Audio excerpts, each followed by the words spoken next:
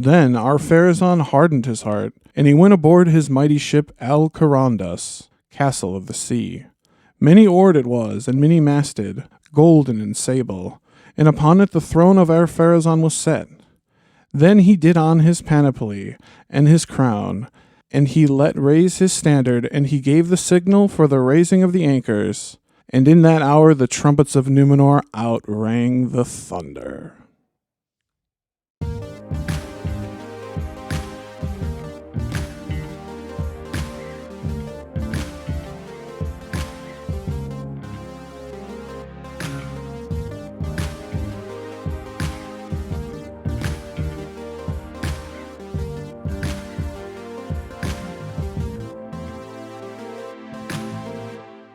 Hey, I'm Danny J. What's up, gang? I'm Joel N. I'm Trevor D.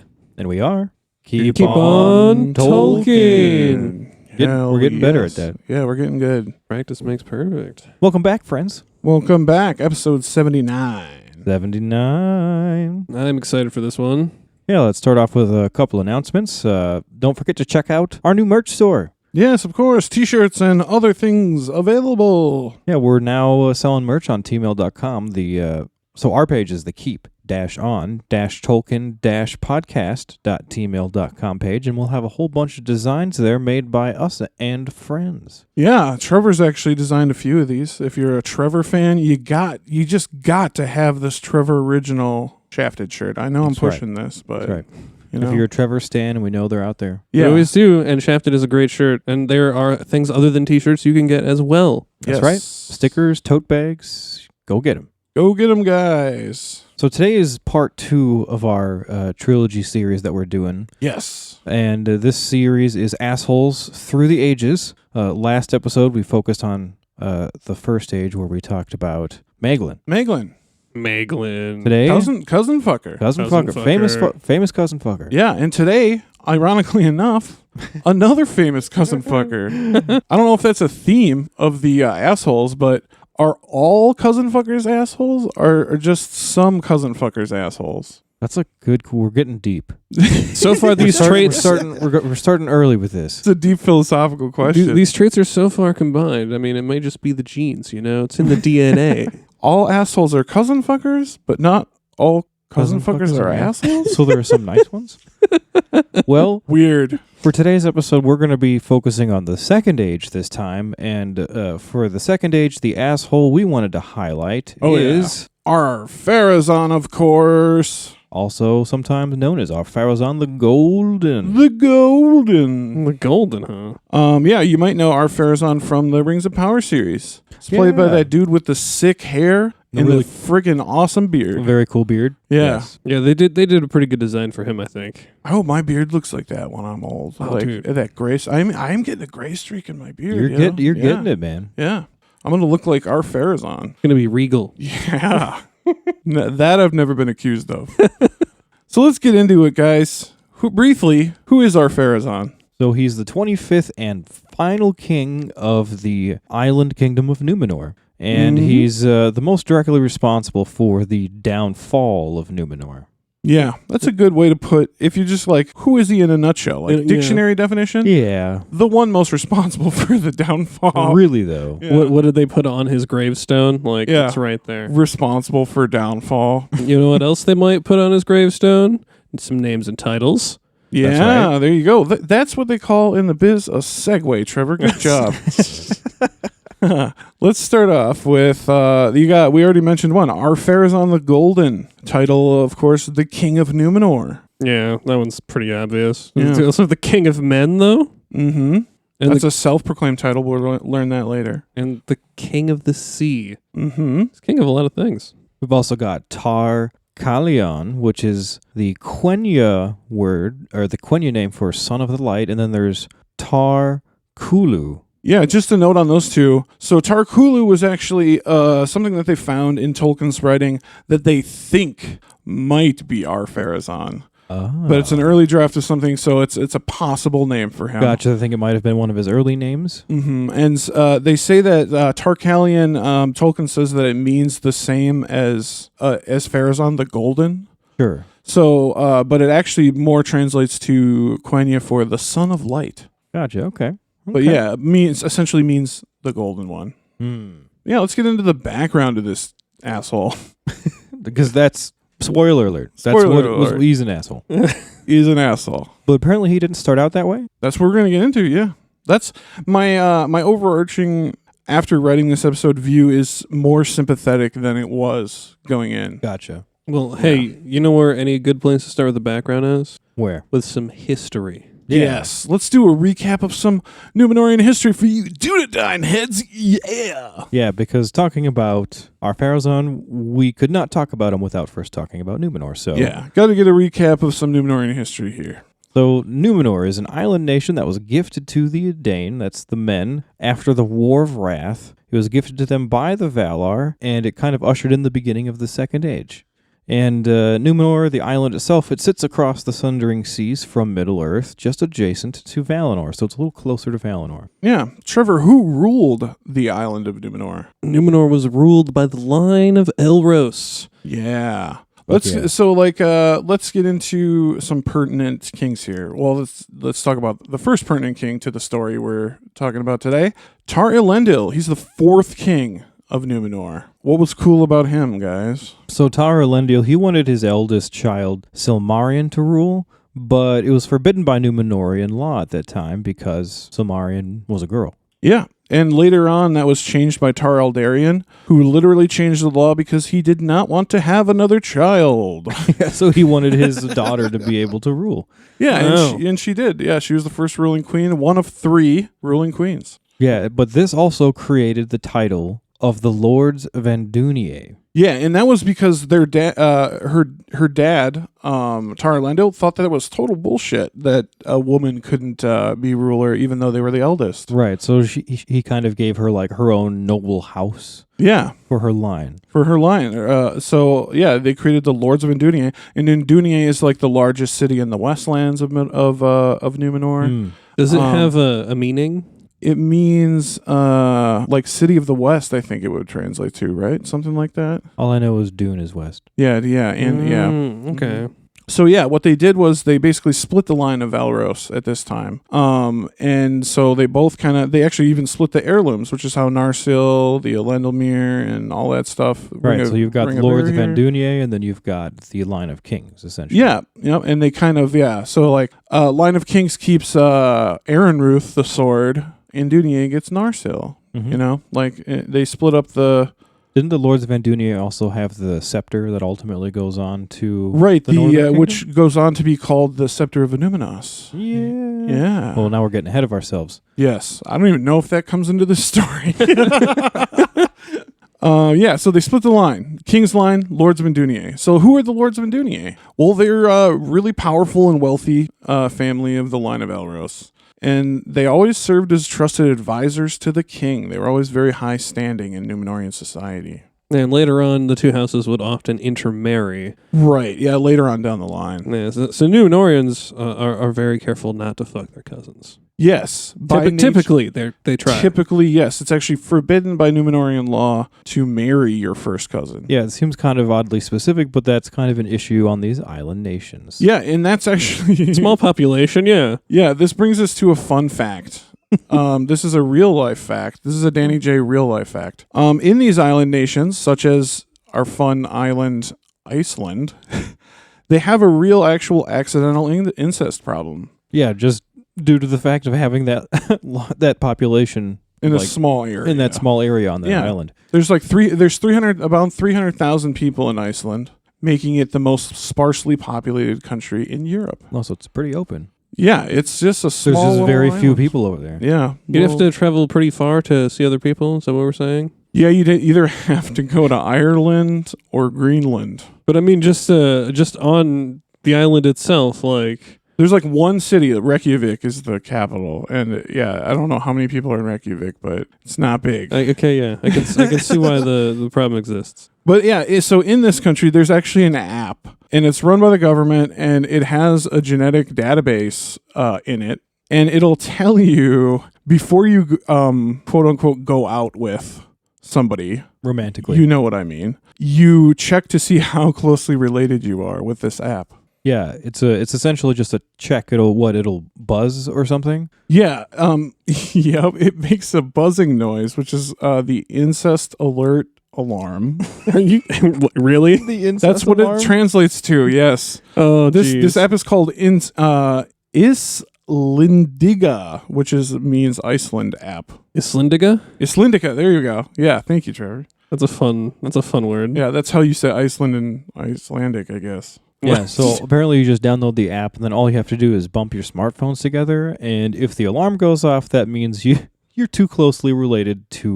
What? Why? Why would you have to meet the person? Do you need to have the shame of being like, oh, we probably shouldn't? No, it's only to be used in the case that you want to get with somebody. Yeah, like if you are romantically interested in somebody, you bump your phones. That's actually... Why don't you read the app's slogan here, Trevor? This will put it into perspective. He laughs. You can do it. You go ahead, Trev. Oh, jeez. Bump the app before you bump in bed. Yeah. Wow. Okay.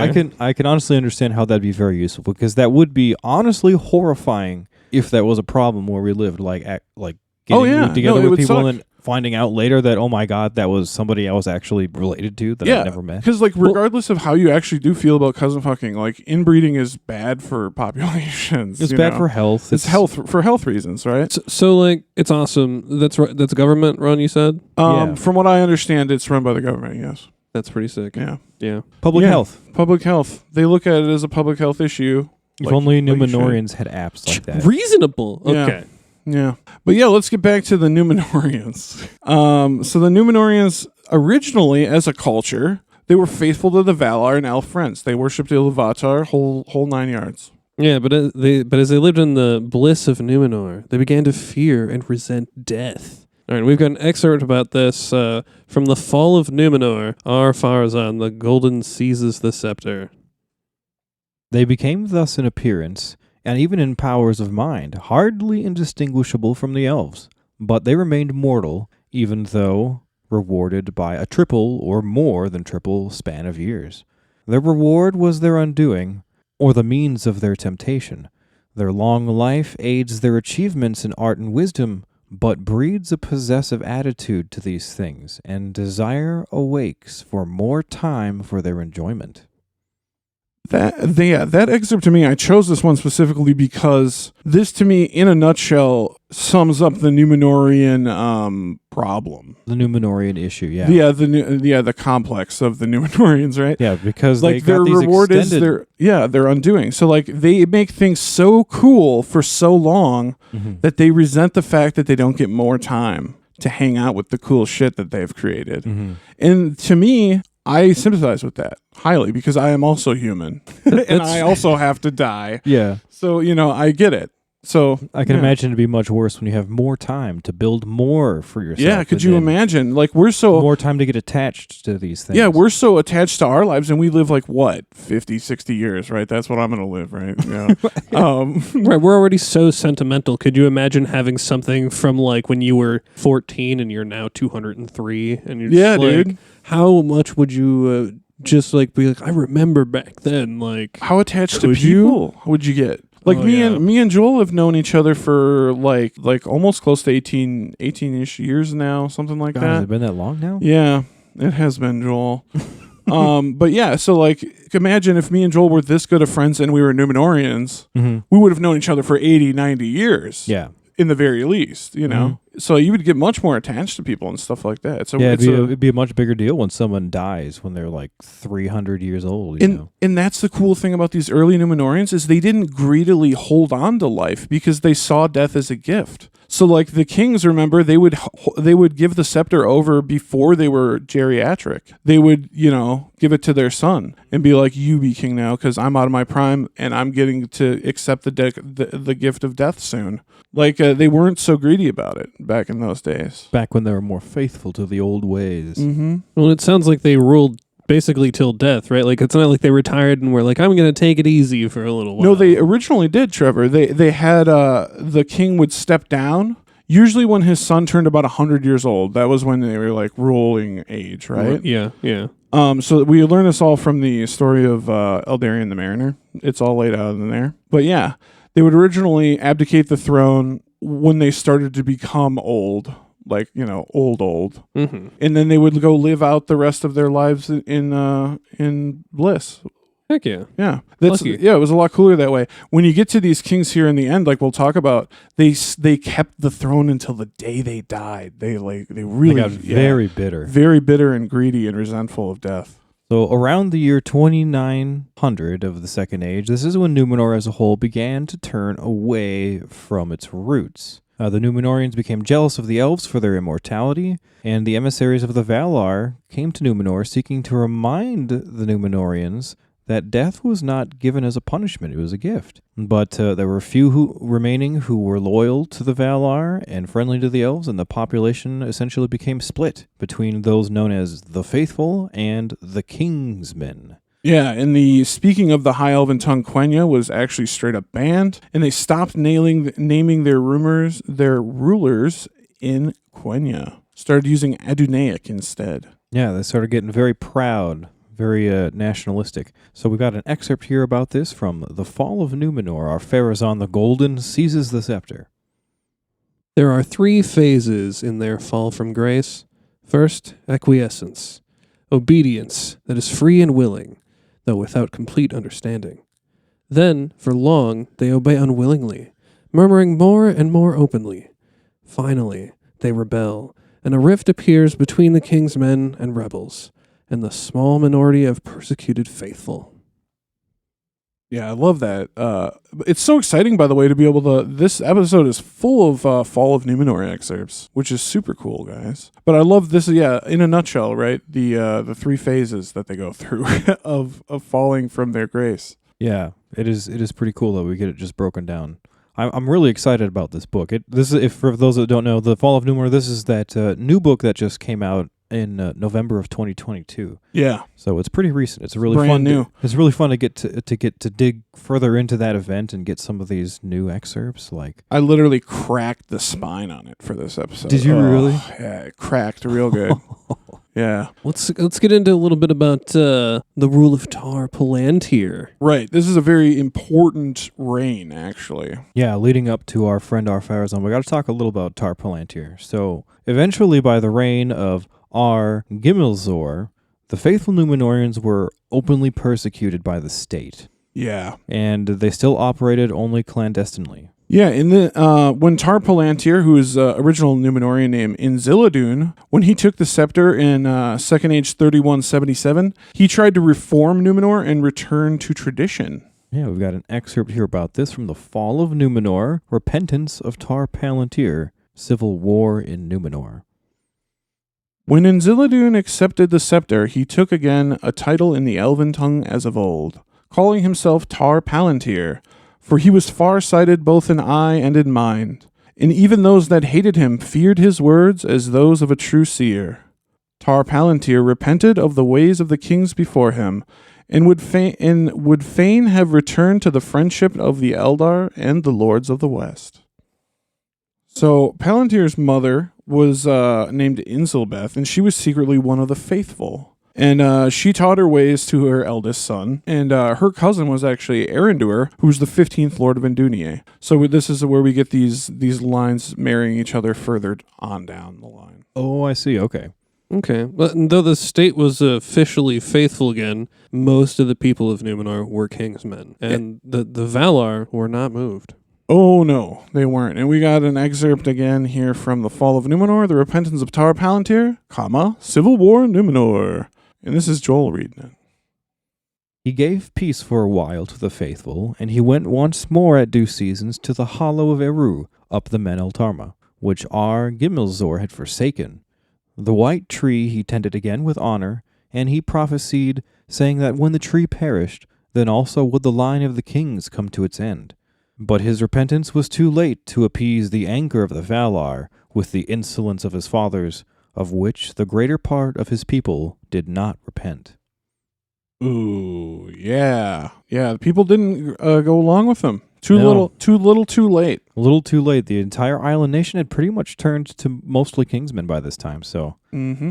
And Palantir was like wrecked by this. He was so sad by the fact that he couldn't turn the hearts of the people back to the Valar. Yeah, he ended up resorting to locking himself up in the tower of Tar Minister over in the westlands of the island. Yeah, just outside of Andunier, right? Mm-hmm. Yeah, that's one of the cool things about the Rings of Power series. They have that the Tower of Tar Minister and That was pretty cool. Tar Palantir up there being sad and yeah. So we've got a excerpt here from the Fall of Númenor, Repentance of Tar Palantir, and Civil War in Númenor, read by Trevor. Thus the days of Tar Palantir became darkened with grief, and he would spend much of his time in the west, and there ascended often the ancient tower of King Minister, up the hill of Oramet, nigh to Andunier, whence he gazed westward in yearning, hoping to see, maybe, some sail upon the sea. But no ship came ever again from the west to Númenor, and Avalone was veiled in cloud. Yeah, what an excerpt.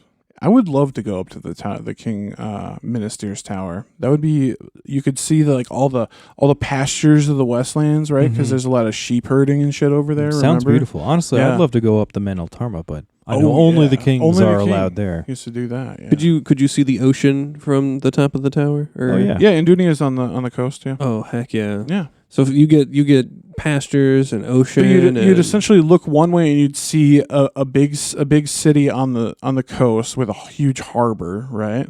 thick. And you'd look the other way and you'd see all these pastoral kind of like low-lying hill lands. Right, and it would smell very The smell of the Westlands was like it was very fragrant, and you could smell the air wafting from the west sometimes from Valinor. I'm sure it's salty as well. Well, yeah. you could literally smell Valinor from that part of the island. Oh, that's wicked. I Yeah. bet you Valinor smelled amazing. Yes, it did.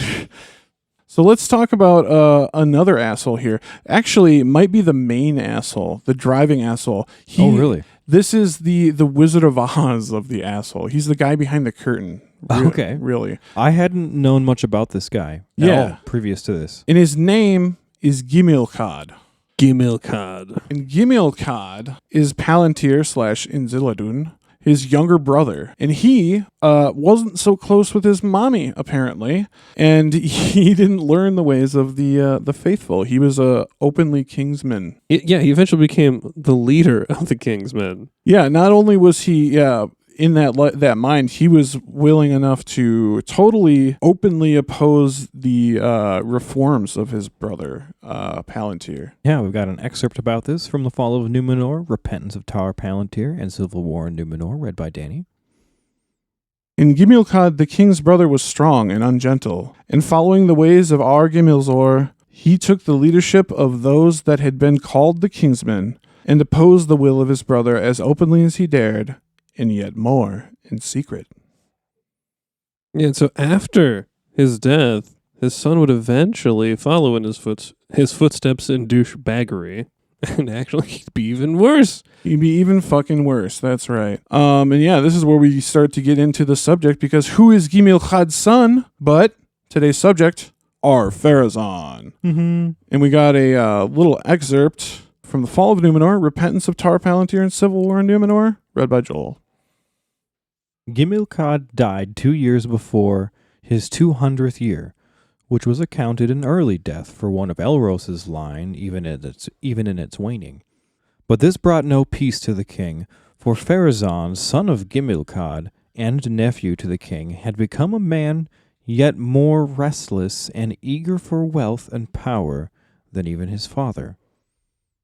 Yeah, Ar-Pharazôn was born in the year 3118 to Gimilcad and an unknown mother, not important enough to have her name. Another unnamed woman character. Yes. A lot of Númenorian women just swept under the rug, you know? Apparently.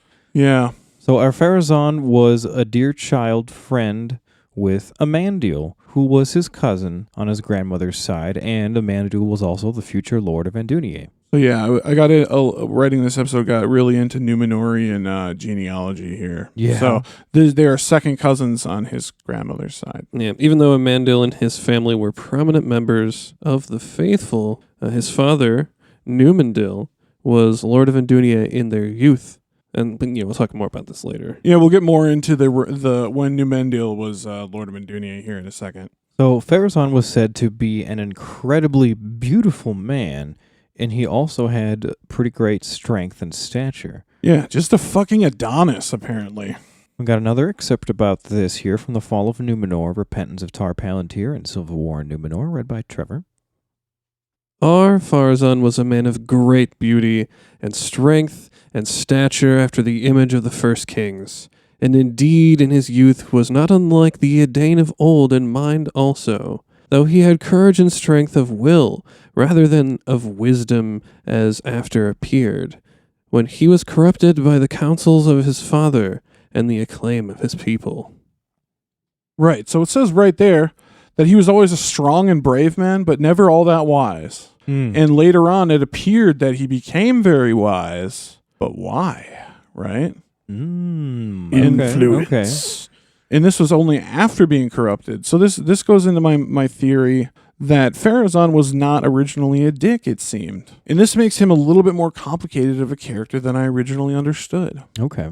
Yeah, he spent a lot of time in the Westlands with his cousins, who are prominent members, if not the leaders, of the faithful, right? Mm-hmm. Lords of Andúnie. Yeah, in the heirs of Valandale, the Lords of Andúnie. And he's best friends with his second cousin, Amandale.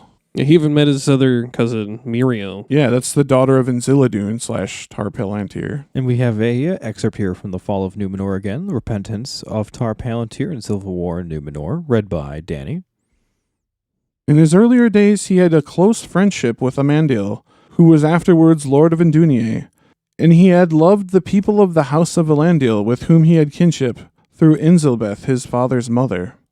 With them he was often a guest, and there came Zimrafel, named Muriel in the elven tongue, his cousin, daughter of Inziladun, who was later King Tar Palantir. Yeah, and Pharazôn took a liking to her. And we have an excerpt from the Fall of Númenor, Repentance of Tar Palantir, Civil War in Númenor. Now Zimrafel was a woman of great beauty, smaller in stature than were most women of that land, with bright eyes. She was older than Pharazôn by 1 year, but seemed younger. Yeah, this is one of those fun things that you get by reading this. It actually says, in stature, it says in brackets, ? So I'm assuming they couldn't read what he wrote. Once again, had some trouble reading Tolkien's old handwriting and notes. Yeah, so she's smaller somehow. That could be in stature, but we know for sure she is smaller somehow. Somehow. Maybe she's small-minded. Maybe she's really dumb. Maybe she's very small-minded. Wow. So, as some of you may remember, Pharazôn would eventually force Muriel to marry him. But in this version of the story presented in the new Fall of Númenor book, it's as though she's a little more into him, at least in the beginning. And this is presumably before Pharazôn became the asshole we know him to be. Yeah. Well, hold on. So we're saying he had a thing for her. Did he have a thing for her? Yes. Right. He definitely did. And she he had just a thing for him. And so so in the It was version, a mutual yeah. cousin thing. Yeah, the cousins were a little too into admiring of each other. oh boy. Okay. Mm-hmm. Okay. This is technically worse than Maeglin. But I don't know in this version if it was like not cool for Númenorian cousins to do that. You know what I mean? Like maybe it wasn't weird in that version of the story. So I guess I don't know. But she is. We have a little excerpt here that Trevor's going to read from Fall of Númenor. That sets up this how she kind of was a little into old Pharazôn. Elentir, the brother of Amandale, loved Muriel. But when first she saw Pharazôn in the splendor of his young manhood, and when Pharazôn was greeted upon the steps of the house, her eyes and her heart were turned to him, for his beauty, and for his wealth also. And Pharazôn went away, and Muriel remained unwed. Yeah, so not only is this guy an Adonis, he's beautiful, he's also really fucking rich. Apparently. Yeah, because he is, of the line of kings, right? Like, he's of the line of Elros. So, like, we're talking about rich people here. Let's talk a little bit about his time in the military at Númenor.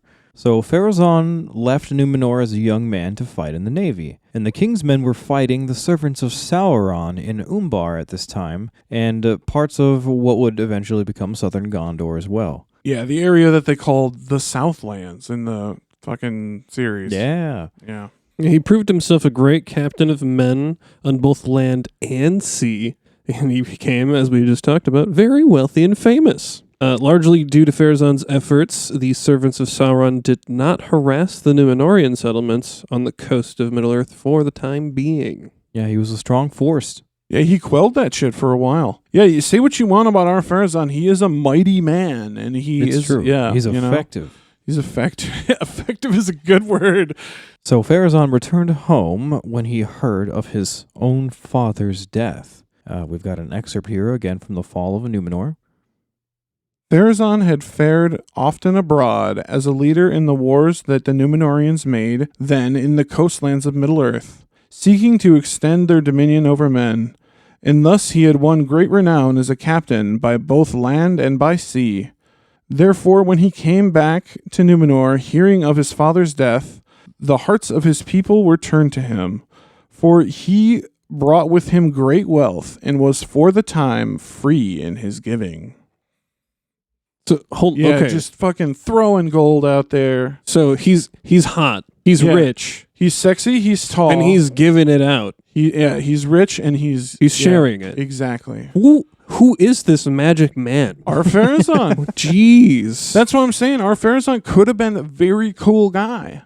I mean, he's so far this is cool stuff, you know? Yeah, I mean, because like, his dad was an asshole and indoctrinated him with shitty things, but he was also still cool with the faithful and shit. Like, he was, I don't know, like, that's the thing, like, were there people who were brought up as kingsmen who are good people? I'm sure. Mm-hmm. Totally, So, like, I feel like he's maybe one of those characters, what do you think, who could have swayed either way, depending on circumstances. He is, and that's my theory. Yeah, thanks for putting it that way. That's the theory that I came up with when I was writing this. So eventually, Pharazôn became so popular that he was able to do shady shit and essentially get away with it. Nobody would really say anything because nobody said boo about it. He was so rich and popular. So let's talk about the death of Tar Palantir and the rise of Ar-Pharazôn. So in the year 3255 of the Second Age, this is when Tar Palantir dies of just sheer grief and frustration over basically his population he rules not being faithful. He just couldn't reach people, and it made him sad, and he couldn't deal with it. He was only 220 years old. Yeah, which, very young. That is particularly, because they live to be 300 or more. Oh, so. yeah. That's some really intense depression, guys. Yeah, it is. Yeah, and there are people like that in Tolkien that just do die of grief. Mm-hmm. And that's a very losing the will to live is a theme in Tolkien. It definitely happens. Yeah. Yeah. You know what else happens? People see this as an opportunity. People like Pharazôn. Exactly. So Pharazôn forces the illegal marriage to his cousin Miriel, who at this point is no longer into it. And after the marriage, he seizes the scepter, which came from Miriel's house, so he's really seizing it illegally, and he becomes the 25th king of Númenor. Yeah, his support is so strong that nobody has enough power to contest his claim, and the faithful are again forced underground. Yep. We got an excerpt here from Joel, also from the Fall of Númenor book. God, this book rules. And it came to pass that Tar Palantir grew weary of grief and died. He had married late and had no son, but a daughter only, born in the year 3117, whom he named Miriel in the Elven tongue. And to her now by right and the laws of Númenorians came to scepter. But Pharazôn took her to wife against her will, doing evil in this, and evil also in that the laws of Númenor did not permit the marriage, even in the royal house, of those more nearly akin than cousins in the second degree. And when they were wedded, he seized the scepter into his own hand, taking the title of Ar-Pharazôn, Tar Calion in the Elven tongue, and the name of his queen he changed to Ar-Zimrafel. Yeah, it's a double whammy because you're not supposed to marry your cousin, first of all. Mm-hmm. And if you do marry the eldest daughter of the king, you are not you're like king regent or whatever they fucking call you. Sure. You're not. Yeah, you're not the ruling. She's yeah, the ruler. Exactly. You're like you what's his name? sub-ruler, Philip, right? Is it Prince Philip? I I can't remember what. They're all fucking weirdos. Yeah, you're just like the second in casually charge, throwing maybe. weirdo. Hey, I'm an American. I don't like royalty. All right, and furthermore, I'm an anarchist, so I don't like royalty even more. All right. Fuck yeah. Well, as a result of his actions, Ar-Pharazôn would become a mighty and proud king. I mean, he was already a mighty guy, right? Why not be a proud king and a mighty, keep his stride? Yeah. Yeah, unfortunately, he would eventually become a tyrant to the men of Middle-earth, and he would bring unprecedented wealth and glory in war to Númenor. We have an excerpt here from the Fall of Númenor. Ar-Pharazôn the Golden seizes the scepter. The mightiest and proudest was Ar-Pharazôn the Golden, of all those that had wielded the scepter of the Sea Kings since the foundation of Númenor. And 24 kings and queens had ruled the Númenorians before, and slept now in their deep tombs under the Mount of Meneltarma, lying upon beds of gold. No less than the kingship of the world was his desire. Yeah, this is when the Númenorians as a policy become, I don't want to say there's good colonists and bad colonists, but they become like the colonists in our world, just clearly exploiting and extracting wealth. Like that's all they do. And yeah, they start to extract worse here in a little bit, and we'll see we'll see what they do. So let's talk a little bit about the faithful. So suddenly it really was not cool to be one of the faithful in Númenor. No. And they were publicly scorned, and the heirs of Elendil were stripped of their wealth and power by Pharazôn's order. We have another excerpt here about this from the Fall of Númenor, read by Danny. The Elendili, elf friends, the faithful, alone were not subservient to Ar-Pharazôn, or dared to speak against his wishes. And it became well known to all in that time that Amandil, the lord of Andunier, was head of their party, though not openly declared. Therefore Ar-Pharazôn persecuted the faithful, stripping them of any wealth that they had, and he deprived the heirs of Elendil of their lordship. Damn, going right for the wealth. Yeah. Family wealth. So it turns out Amandil proved to be a problem. Yeah. Yeah, Amandil was the leader of the faithful, but also had the love of many in Númenor. Yeah, faithful and kingsmen alike. Which was a big deal. Yeah, he's just a very respected man in Númenorian society. You couldn't move against this kind of guy. Mm-hmm. You know what I mean? It would be like trying to move against Tom Hanks or something like that. You know, yeah.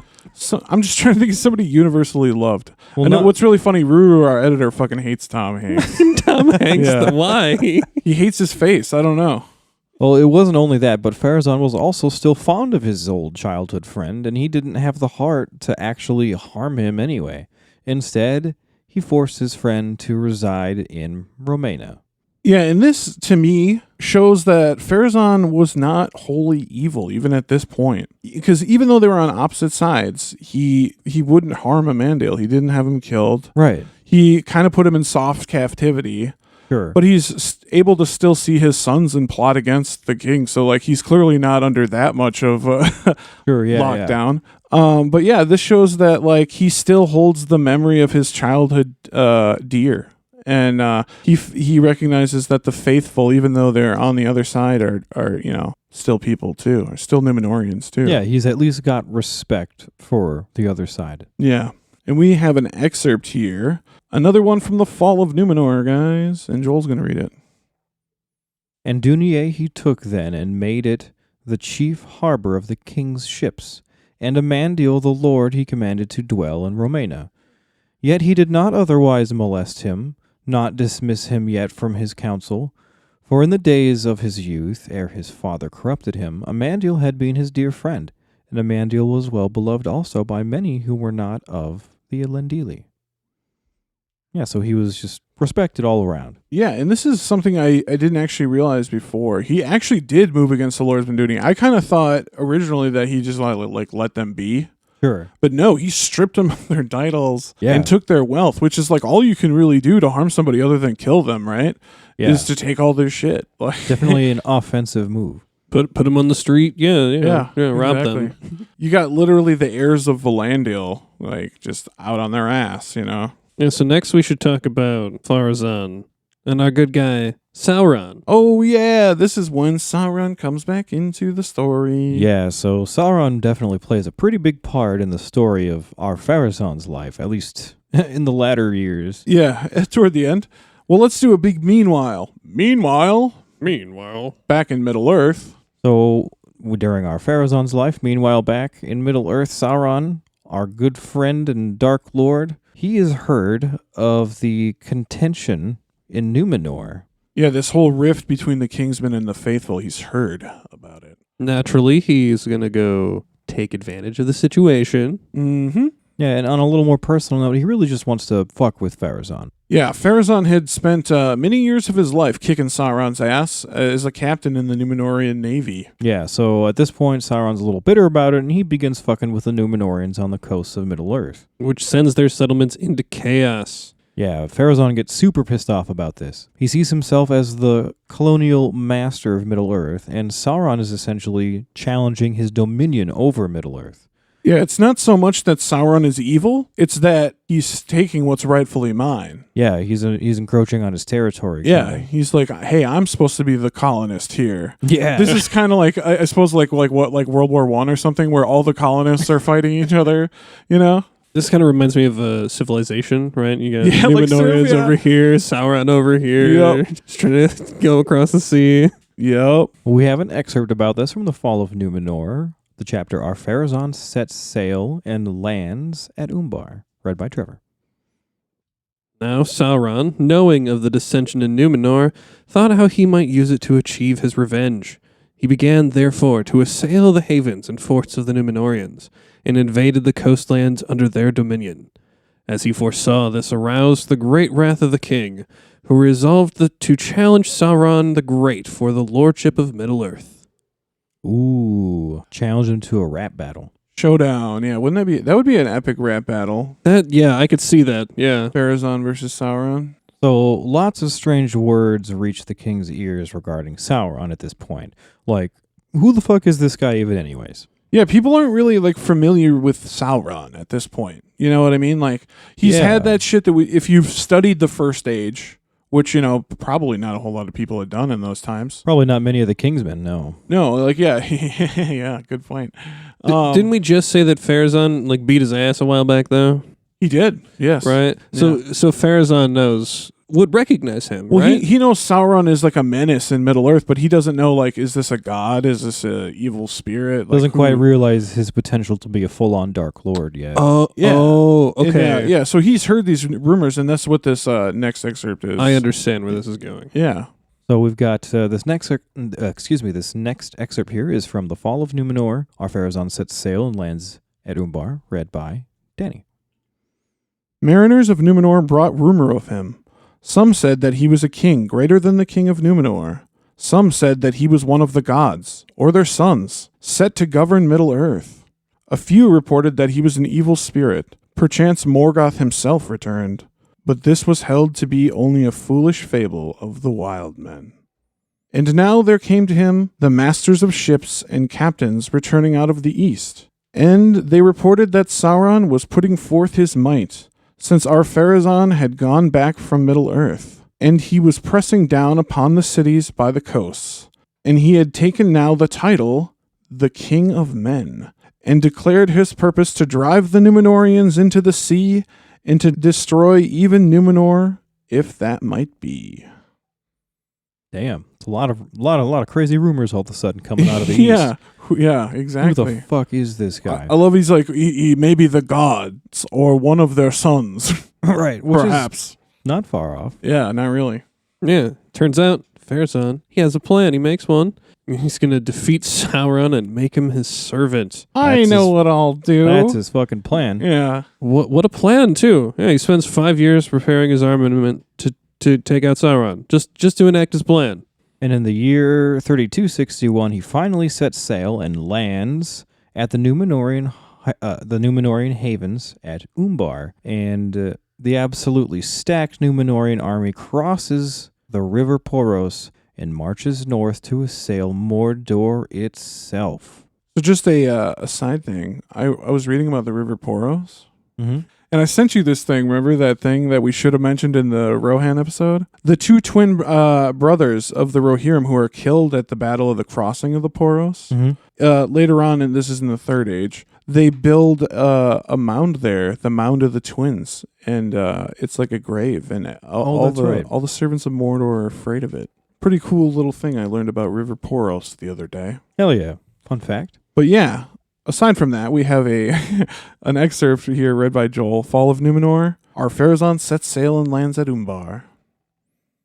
And men saw Ar-Pharazôn's sails coming up out of the sunset, dyed as with scarlet and gleaming with red and gold, and fear fell upon the dwellers by the coasts, and they fled far away. But the fleet came at last to that place that was called Umbar, where was the mighty haven of the Númenóreans that no hand had wrought. Empty and silent were all the lands about when the king of the sea marched upon Middle-earth. For 7 days he journeyed with banner and trumpet, and he came to a hill and went up, and he set there his pavilion and his throne. And he sat him down in the midst of the land, and the tents of his host were ranged all about him, blue, golden, and white, as a field of tall flowers. Then he sent forth heralds, and he commanded Sauron to come before him and to swear him fealty. Yeah, straight up. They march on up there. I want your loyalty, dude. Bend the knee. Yeah, bend the knee right now. Yeah. And, well, to everybody's surprise, I guess, Sauron's servants were not about to stand against the Númenóreans. And, Sauron's not a dummy. He's a pretty smart guy. I think he's proved that so far. Yeah, he's shrewd. Yeah, he knew that even his most powerful servants would not be able to withstand a single Númenorian, let alone the billions of them that they brought across the sea with them today. He did not have the strength. No. It's funny because it's good because they just kind of left all of his servants. Yeah. So they're like, see ya, this is not, no, we didn't sign up for this. Yeah, fine and good anyway. They ain't going to stick around for it. Yeah. Like, this is a slaughter, see ya. So Sauron plays his cards a little differently. He takes on a fair form and he humbles himself before Pharazôn. And some people seemed to think that Sauron was pretty cool at this point. He talked a big game. Yeah, very flattering, very smooth, very, debonair type of dude. He's got that cha, that high cha, right? That high cha mod. High cha mod. Yeah, speech 100, yo. So Pharazôn is essentially dumb and assumes he has the upper hand here with Sauron. And Pharazôn really does not know Sauron well enough. And Pharazôn tells Sauron that he will submit to him and come back as a hostage to Númenor. Those Sauron's homies won't fuck with Númenor anymore. And Sauron pretends to be dismayed by this, but he's actually super stoked. Because essentially it'll be way easier to take down Númenor when you're in Númenor. Yeah, well, yeah, you'd think, right? Devious. Yeah, we got an excerpt from Fall of Númenor here from Trevor is going to read it. But Ar-Pharazôn was not yet deceived, and it came into his mind that for the better keeping of Sauron and of his oaths of the fealty, he should be brought to Númenor, there to dwell as a hostage for himself and all his servants in Middle-earth. To this Sauron assented as one constrained, yet in his secret thought he received it gladly, for it chimed indeed with his desire. This is a hard doom, said Sauron, but great kings must have their will, and he submitted as one under compulsion. Yeah, that's something Sauron says over and over again. Great kings must have their will. That's his slogan, if you will, when it comes to dealing with Pharazôn. Yeah, so Sauron gets taken back to Númenor, and he is a model prisoner. Yeah. And he's actually freely offered knowledge to the Númenóreans. Yeah, he's kind of like the Andy Dufresne from Shawshank Redemption, right? Yeah, he brings a lot of cool shit to the people that run the prison and the state. Buys a lot of goodwill with the Númenóreans. Yeah. Definitely. Knowledge is power, if you will. Yeah, Númenóreans like the Noldor. They really like knowledge and shit. And but eventually he began to have the ear of the king himself. And in just 3 years, Sauron went from being a hostage to the king's most trusted advisor. What a flip. We get an excerpt about this from Fall of Númenor. Sauron is taken as prisoner to Númenor.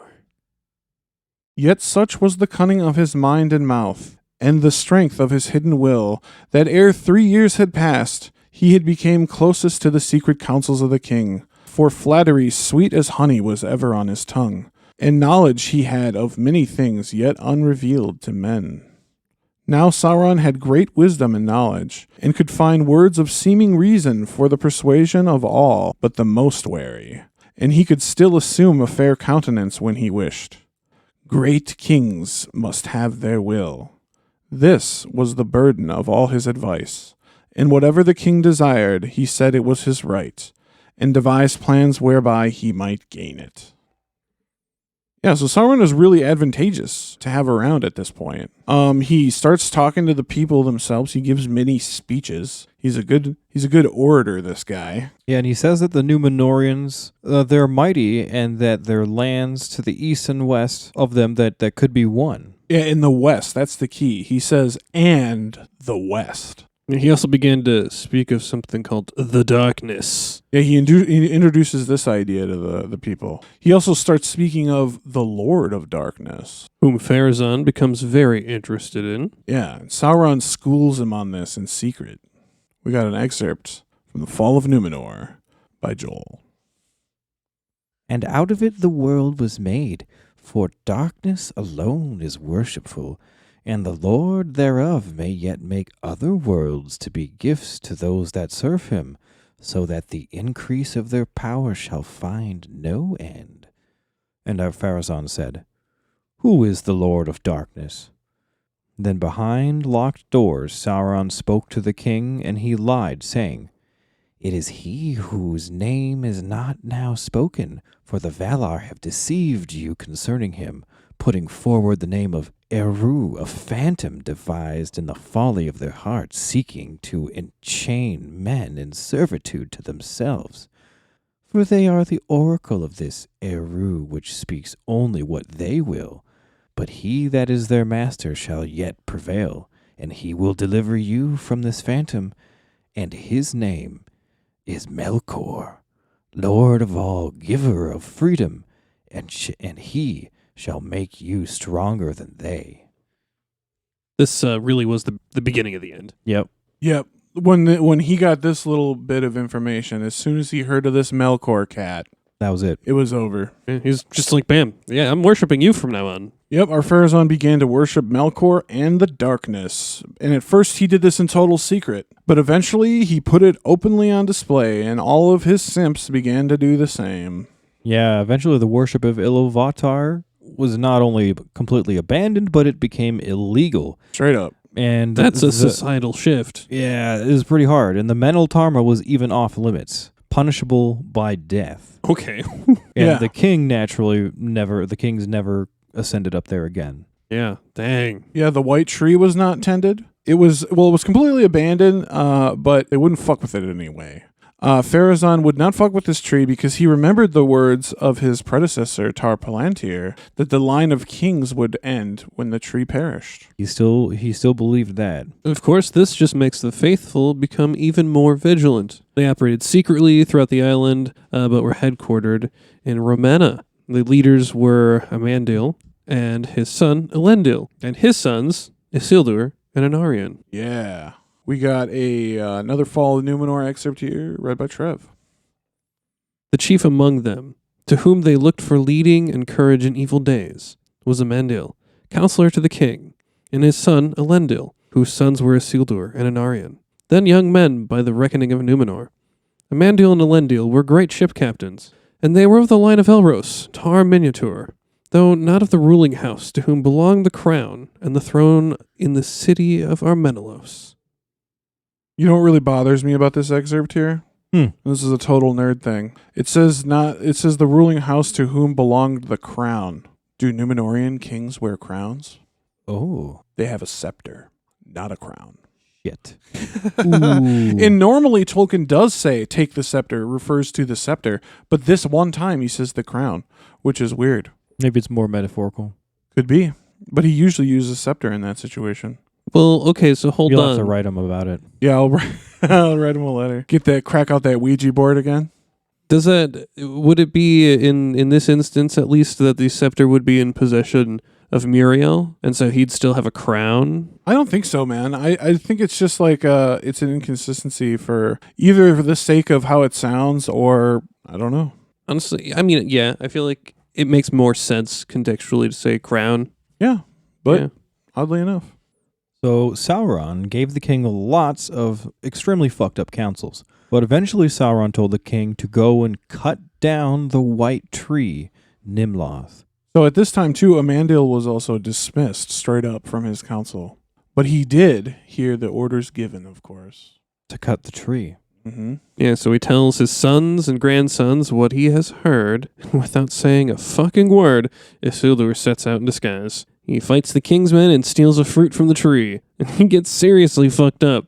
7 wounds? 7 times. Yeah. And unconscious for a long time. Yeah, but this all doesn't really have much to do with Ar-Pharazôn, so if you want to hear more about that, check out our High Kings episode, Isildur. Yeah, so the white tree was felled and eventually burned in the temple built for the worship of Melkor and Armenelos. But members of the faithful were unfortunately also burned and sacrificed in that temple. It wasn't just, offerings of food and stuff. It was literally people. Yeah. Burn the witches, burn Literally. the faithful. And this is what I meant when I said extracting more. The Númenorians began kidnapping men from Middle-earth to burn as sacrifice as well. Yeah, and this gained Pharazôn the title of the biggest tyrant the world had ever known. Just scooping people up to burn them. Save Melkor himself. Yeah, other than Melkor, this is the baddest cat to ever friggin' live. But that says something, because that means that he was even more of a tyrant than Sauron was, right? Up to this point, presumably, up till this point. Up to this right, point, yeah. Right, true. Yeah,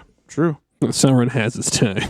So, Yeah, Sauron never controlled as much land as the Númenorians did. Like, never did he have that much power. Except maybe right after the War of Elves and Sauron, or right up until then. Maybe. I think I could agree with him being second place to Melkor, though. Just it seems like he does so much evil stuff, and he's not he's not like ultra powerful like Sauron and Melkor, and he still manages to do some pretty awful stuff. He's just hella rich and really good at killing people. And he's good looking. He's very charismatic. He Got a lot of probably went influence. over there, tricked him, and coming over.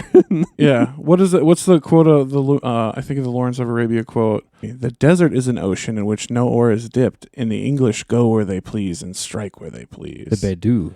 Or the Bedu, excuse me, yeah. The Bedu go where they please and strike where they please. But that's the Númenorians, right? Yeah. They're great because they have a kick-ass fucking navy, and they can go anywhere and fight anybody. Yeah, they're the masters of the sea. And so, over time, Númenor and Pharazôn became unimaginably wealthy. Stupid wealthy. During this period where they were just going to Middle-earth, kidnapping people, plundering their wealth, taking it back. Mm-hmm. But it was never enough. And at this point, the island itself was literally falling into shambles. We have an excerpt here from the Fall of Númenor, read by Danny. For whereas aforetime men had slowly grown old, and had laid them down in the end to sleep, when they were weary at last of the world, but now madness and sickness assailed them. And yet they were afraid to die, and to go out into the dark, the realm of the Lord that they had taken. And they cursed themselves in their agony. And men took weapons in those days, and slew one another for little cause, for they were become quick to anger. And Sauron, or those whom he had bound to himself, went about the land setting man against man, so that the people murmured against the king and the lords, or against any that had aught that they had not, and men of power took cruel revenge. Yeah, so Pharazôn hoped that all these sacrifices would be enough to, quote, release them from death, end quote. He's like, when is it going to work, dude? We've burned a whole lot of people now. We're really depopulating Middle Earth over here. How many more people do we got burned before we get this release? But Sauron is a fucking liar, so of course it didn't work, and the king became furious. And it was then that Sauron gave him his last counsel. Time to take on the Valar and seize immortality once and for all. Yeah, because that's possible. Pharazôn, at first, he, like any smart person, feared assaulting Valinor and thought it was a bad idea. But as he began to grow old, he got real desperate. Yeah, and so Pharazôn begins building the great armament. in 3310 of the Second Age. Yeah, so Amandil hears about this secret plan and comes up with a last-ditch effort to save his homeland. And he will attempt to break the ban of the Valar and sail west to Valinor. And he plans to do what his forefather Eärendil did once upon a time and essentially fucking beg the Valar for their help and their forgiveness. Yeah. And he advises his boys to keep ships off the coast packed with anything they cannot bear to part with and as many faithful as they can fit in them damn things. And eventually they do just that. And they prepare 9 ships full of the faithful and some of their trinkets and family heirlooms. Heirlooms and yeah, some history of Númenor and stuff like that. Yeah. And they're ready to straight up just bug out if they have to. Yeah, they're ready for shit to go down. They're ready to leave as soon as they need to. Yeah, and then Amandil sails off. He originally goes east and then's like, see ya, and then turns around and goes west. Goes west. Yeah, we never hear from him again. It is now and will forever remain a Tolkien mystery. A Tolkien mystery. A Tolkien mystery. Yeah. But yeah, it took 9 years for Ar-Pharazôn to prepare his assault on Valinor. Yeah, and in this time, Númenor saw many ominous warnings telling them they probably shouldn't be doing this. Like, for example, in the early days, the weather of Númenor used to be perfect all the time. Perfect seasons, perfect amounts of precipitation. But during the building of the Great Armament, the weather started to go a little insane. Little bonkers. This is one of my favorite parts of Númenorian history here. That's about to happen. And we're talking huge ass storms. Huge. Hail, rain, crazy amounts of it. Giant eagle-shaped clouds. Very ominous. Yeah, we've got this is from an excerpt from the Akalabeth in the Silmarillion from Joel. The sky itself was darkened, and there were storms of rain and hail in those days, and violent winds. And ever and anon a great ship of the Númenorians would founder, and return not to haven, though such a grief had not till then befallen them. And out of the west there would come at times a great cloud in the evening, shaped as it were an eagle, with pinions spread to the north and to the south, and slowly it would loom up, blotting out the sun, and then uttermost night would fall upon Númenor, and some of the eagles bore lightning between their wings, and thunder echoed between sea and cloud. Sounds like a pretty blatant a little warning. Kind of a sign. Yeah. You know, some people changed their tune after this eagle shit. Yeah, some people were like, all right, back to the old ways. And most people doubled down, including Pharazôn. Yeah, and Ar-Pharazôn's got this little tiny quote here. The lords of the west have plotted against us. They strike first. The next blow will be ours. Yes, the people who can literally control the fucking weather. Fucking weather, yeah. Good luck, bud. Yeah, good luck. So after this sentiment was expressed, shit really went crazy. At this point, lightning began randomly striking everywhere and killing people wherever they may be. And this leads to one of the more metal moments in Tolkien. And because it's so metal, we couldn't resist the excerpt. And we got our resident metalhead, Trevor, is going to read it for us. This is from the Fall of Númenor. Now the lightning increased and slew men upon the hills, and in the fields, and in the streets of the city. And a fiery bolt smote the dome of the temple, and shore it asunder, and it was wreathed in flame. But the temple itself was unshaken, and Sauron stood there unharmed. And in that hour men called him a god, and did all that he would. When therefore the last portent came, they heeded it little.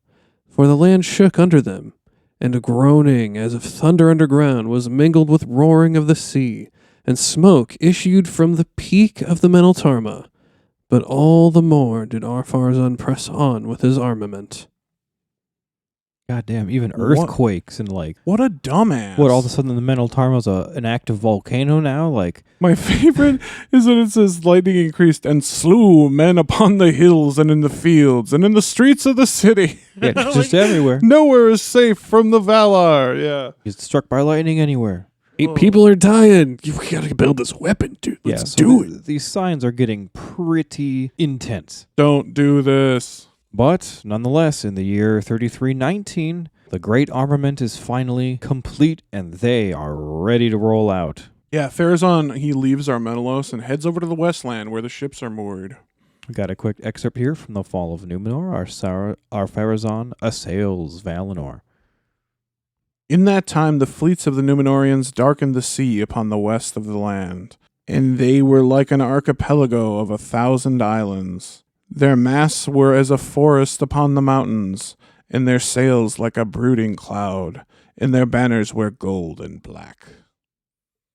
And Pharazôn boards his ship, Al-Kharandas, and sets sail, which means Al-Kharandas means castle of the sea in Adunaic. Adunaic, yeah. And Joel's going to read an excerpt from Fall of Númenor for us. Thus the fleets of the Númenorians moved against the menace of the west, and there was little wind, but they had many oars and many strong slaves to row beneath the lash. The sun went down, and there came a great silence. Darkness fell upon the land, and the sea was still, while the world waited for what should betide. Slowly the fleets passed out of the sight of the watchers in the havens, and their lights faded, and night took them, and in the morning they were gone. Sounds kind of spooky. Kind of ominous. Ultimately, the fleet breaks the ban of the Valar and sails west into the Blessed Realm. Yeah, all of the Eldar are terrified by this Númenorian fleet that just shows up. Yeah, they were really, they all flee at the sight of it. It says they're dismayed because it blotted out the sun, I remember. Crazy. They're just like, nope, not dealing with this. Yeah, and all the elves, they retreat into the city of Tirion. And I imagine, did Tyrion, was there even like walls around it? Are these cities even fortified? There's no war in this land. Do they even have weapons? Like, what the fuck? Yeah, just... No wonder they're terrified. The very sight of the city of Tirion upon Tuna, the hill of Tuna, it just absolutely floored Ar-Pharazôn when he saw it. And for a moment, his heart was softened, and he even considered turning back. But he couldn't. He couldn't do it. Not now. Pride wouldn't allow it. He had to do it, or risk looking like a huge asshole. What a I prick. mean, I feel like either way at this point. This has culminated in 9 years of bullshit. Like, you know? Yeah, it was 9 years for him to complete the Great Armament. Yeah. And we got another excerpt here that Trevor's going to read from Fall of Númenor. Ar-Pharazôn assails Valinor. But the fleets of Ar-Pharazôn came up out of the deeps of the sea and encompassed Avalone in all the Isle of Eresia, and the Eldar mourned. For the light of the setting sun was cut off by the cloud of the Númenorians, and at last Ar-Pharazôn came even to Aman, the Blessed Realm, and the coasts of Valinor, and still all was silent, and doom hung by a thread. For Ar-Pharazôn wavered at the end, and almost he turned back. His heart misgave him when he looked upon the soundless shores, and saw Tien Cuitel shining, whiter than snow, colder than death, silent, immutable, terrible as the shadow of light of Iluvatar. But pride was now his master, and at last he left his ship and strode upon the shore, claiming the land for his own, if none should do battle for it. And a host of Númenorians encamped in might about Tuna, whence all the Eldar had fled. Yeah, he is really committed to this bullshit right now. Yeah, and they're there. They're there. They did it. They made it. Yeah. They actually set foot on the Blessed Realm. Yeah. So then a bunch of really fucked stuff happens really fast in rapid succession. Yeah, Manwë literally says pretty much, Jesus, take the wheel. Take it from my hands. Jesus, take the wheel. Yeah, and the Valar literally abdicate their authority, and they lay down the control of Arda and ask Eru, the one god, to intervene. And he does. He does. The world suddenly made round. I love that. Yeah, just boom, like that. He makes the world round. A giant chasm opens up and water flows in. The fleet is totally just fucking swallowed by the ocean. Yeah, Valinor is essentially removed from the map, so men can never set foot there again. Yeah, and the entire island of Númenor itself is fucking swallowed by the sea and sinks. Yeah. Yeah, straight up Atlantis. Everybody is sank. Everybody except for our homies in the 9 ships. That's right. Elendil and Sons. Yeah, our homies over there. But that doesn't come into this tale, does it, Joel? No. No, the Númenóreans that are on land are essentially trapped beneath the falling coastal mountains, and Ar-Pharazôn and his men are trapped in the caves of the Forgotten until the Dagor Dagorath at the end of times. Yeah, I wonder which side they'll fight on. It's still just, I love that Dagor Dagorath. It's so fun to say. Yeah. Battle of Battles. So we have a excerpt here from the Silmarillion, the Akalabeth, that we just couldn't fucking resist. No, we gotta put it in here. It's about the downfall of Númenor, and we got this excerpt read by Danny. In an hour unlooked for by men, doom fell. Suddenly fire burst from the Meneltarma, and there came a mighty wind and tumult of the earth, and the sky reeled, and the hills slid, and Númenor went down into the sea, with all its children, and its wives, and its maidens, and its ladies proud, and all its gardens, and its halls, and its towers, its tombs, and its riches, and its jewels, and its webs, and its things painted and carven, and its laughter, and its mirth, and its music, its wisdom, and its lore. They vanished forever. And that's it, guys. That's the story of Ar-Pharazôn. Gone. Well, I suppose he's not gone forever. He's trapped in the caves of the Forgotten. Yeah, his ass is going to have to answer for some shit. Dagor Dagorath, that's the one we'll see Ar-Pharazôn again. So does he die in the cave, or is he just sort of like... No, it says they're trapped in there until the final battle. Yeah, which is weird because they're mortal. Yeah, so they're somehow but kept alive in there. I guess it's almost like a form of torture. Yeah. Form of punishment. What if they did like when people are trapped in coal mines and they just put like a feeding tube down there and you just like suck on it, you know, so they keep if them all alive? of a sudden you were all endowed with the inability to die, do you think people would resort to cannibalism? I don't know, but it was also, I didn't really think of that until just now. The one thing that Ar-Pharazôn wanted is to never die. And now, guess what? Baby, you got your wish. You ain't never going to die. You're going to be in those caves until the end of time. Careful what you wish for. Because you just might get it. Potential argument for it, right? Like in the Lord of the Rings trilogy, Aragorn gets the army of, ghosts, basically. I was going to mention that. The undead army, yeah. The undead army. So it could just be that they do perish in the cave, living anyway. Ooh, but they have their ghostly form. But now there's another like spectral form or like skeletal. Ooh. Same kind of curse power. Same kind of like the dead men have done her. I like that. It's their doom, right? That's some good Tolkieneering there, Trev. Yeah. Top notch. But so that's the story of Ar-Pharazôn. But before our final thoughts, we have a little bit of a bit for you. A bit of a bit. And this is a fun what if written very late at night by me. And it ties this episode in with the last episode as well. Where we talked about Maglin. And we call it Rehab of Mandos. Enjoy, friends. Enjoy, guys.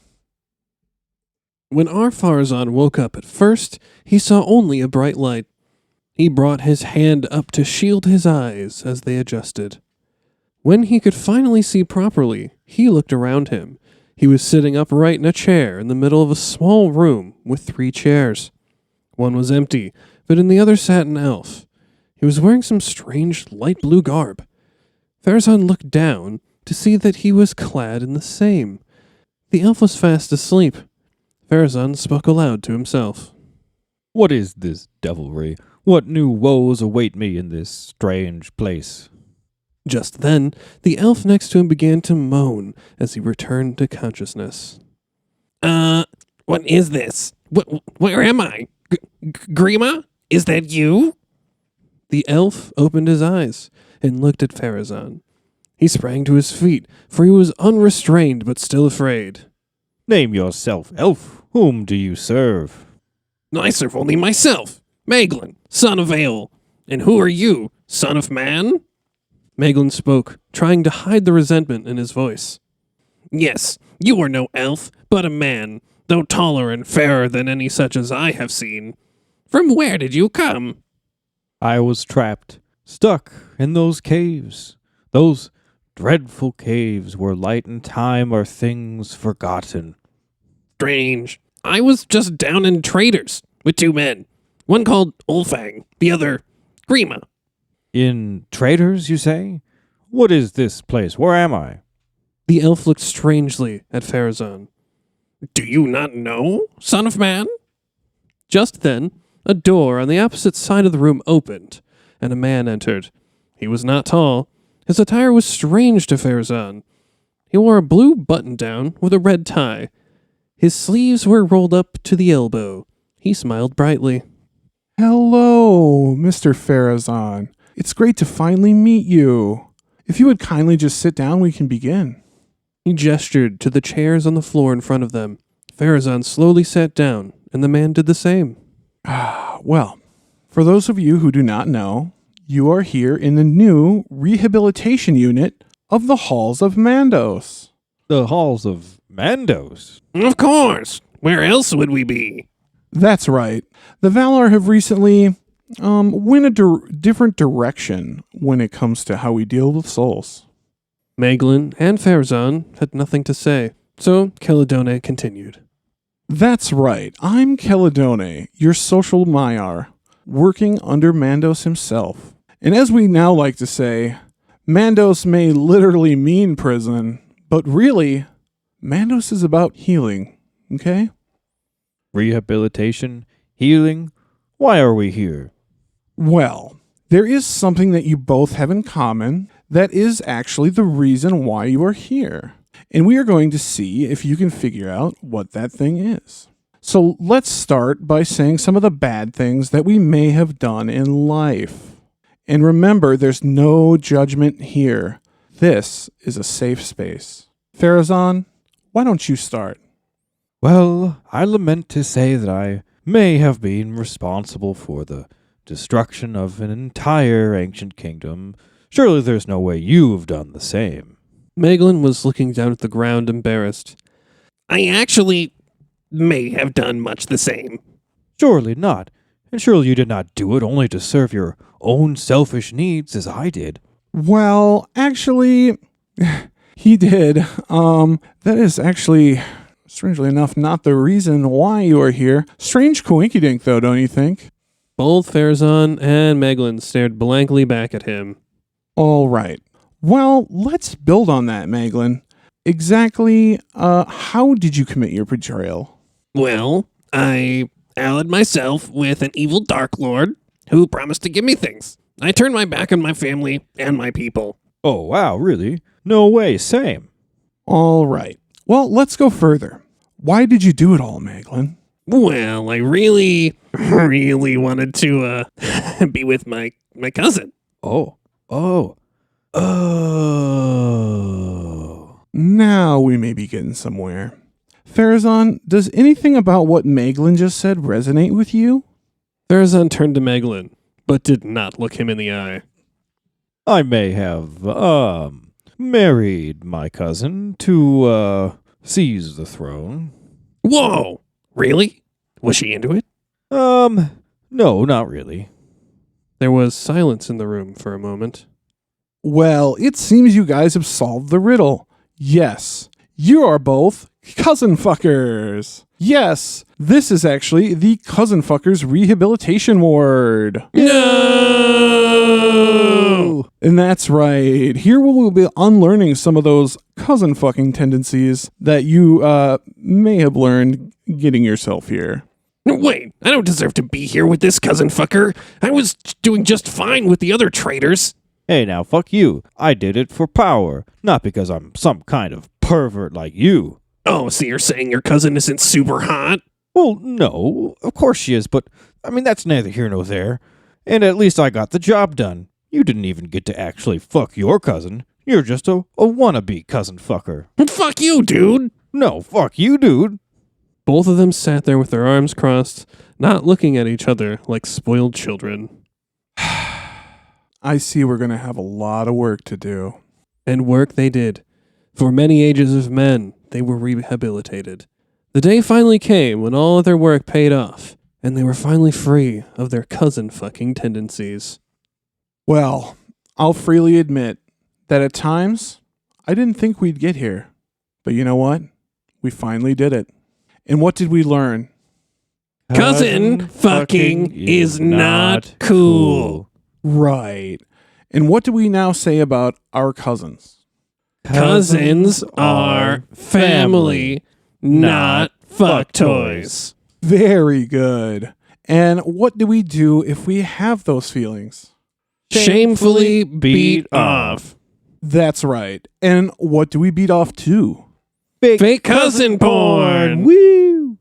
Caledone's eyes filled with tears.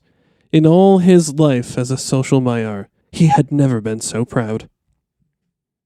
And that's the end, guys. And end scene. End scene. Hopefully you enjoyed that. That was fun. Cousin That was- fuckers rehabilitation. Yeah, you got to I mean, I'm all about rehabilitation over punishment. And if we can teach these cousin fuckers to stop, that's just the best. teach them to stop their ways. Yeah, exactly. We can save them with porn. Exactly. That would remember the last episode Pornhub would have saved Gondolin? Yeah, It would have. yeah, Mhm. yeah. Now we have evidence it could work somewhere. Now we just got to bring it to Gondolin. Yeah. Could have saved Numenor too, apparently. But that's let's get into some final thoughts about Ar-Pharazôn. Yeah, well, in conclusion, guys, Ar-Pharazôn is probably the biggest asshole of the Second Age. Oh, totally. Yeah, most directly responsible for the destruction of Númenor. But there are some things I did learn writing this episode. Ar-Pharazôn wasn't always an asshole. He was actually friends with many of the faithful. And he had to have realized that they were not the enemy that his father made them out to be. It's kind of like when, you're brought up to believe any kind of minority group is Right. shitty. Like, as soon as you know one of them, Mm-hmm. you obviously think different Yeah. of that group of people. So, Yeah. like, he must have known that the faithful are good people, Of course, yeah. Yeah. He's very much a product of his environment. Yeah. His dad made him into a shitty person, and we can't wholly blame him for that. Ar-Pharazôn is still an asshole, but this episode really made us sympathize with him a little bit. Yeah, just a little bit. Yeah, Pharazôn could have been a really cool Númenorian, but he was prideful and he fucked everything up. Like we said, Including his cousin. yeah, yeah, he did. We did say he was like not very wise, right? Right. He was buff and handsome and all that good stuff. High charisma, High charisma, not high wisdom. Not not high wisdom. So No. he took it and fucked it up. D&D explains all. Yeah, Mhm. and at the end of the day, he's just a prideful man that was afraid to die, and we are all afraid to leave all the things we love. Yeah, right? Yeah, that's the thing we talked about earlier with the Númenorians, right? The Númenorian complex. Like, Mm-hmm. things are so cool and so great that you want to spend more time with them. You want more time with these things. And aren't we all afraid to die? There's always more to do, to learn, Exactly. to learn, to experience, to be. Yeah. Well, I guess you can't really be anything other than you, but you know what? It would be cool. I agree. But that's all we got for this week, guys. Just tune in next week for episode 80. Holy shit, 80 episodes already. That's right, guys. 80. Assholes Through the Ages, Part 3, Saruman. Saruman will be our asshole of the Third Age. I am so excited for Saruman. Me too. I feel like I know a lot of stuff about him, and I feel like there's a smorgasbord. We're gonna learn he a is lot. an asshole. Oh Yeah. yeah. Not a cousin fucker, though. Wouldn't No. that be cool if they were all three cousin fuckers? That'd be That fun. actually wasn't the theme we chose, but it kind of worked, you Yeah. know. Technically, Saruman doesn't really have any cousins, but we'll get into that next week. he sort of fucks Gandalf, but not Which they're both Maiar, so they're like kind of cousins? kind of cousins. I Yeah. guess not necessarily related, not necessarily in an incest kind of way, but Yeah. But anyway, we digress. yeah. Moving on. Thanks for listening to Keep on Tolkien podcast, guys, and a big thank you to our Patreons. Don't forget to go subscribe on Patreon to help support us and get some exclusive content while you're there. That would be patreon.com/KOT podcast. And if for some reason you would prefer to do just a private one-time donation, we can make that happen through PayPal or other services if you would like to support us that way. Yeah, and also subscribe to us wherever you get your podcast, www.whateverwebsite.com/keepontolkien. Yeah, stay up to date with all of our new episodes, and while you're there, don't forget to give us a like and a review. Yeah, check us out on social media. Join our Discord. There's a link in the description. Follow us on Twitter at KOT Podcast. And follow us on Facebook at www.facebook.com/official Keep on Tolkien. Follow us at Instagram at Keep on Tolkien Podcast. Yeah, and don't forget, like we mentioned earlier, don't forget to check out that new merch store. That's keep-on-tolkien-podcast.tmail.com. I feel like that link needs to be made into a song. Keep-on-tolkien-podcast. .tmail.com. Gotta flow, guys. Oh, yeah. Well, I'm Danny J. And I'm Jolin. I'm Trevor D. And we together. are Keep on. on Oh. Tolkien. Tolkien. Yay! Aure and Tulaba!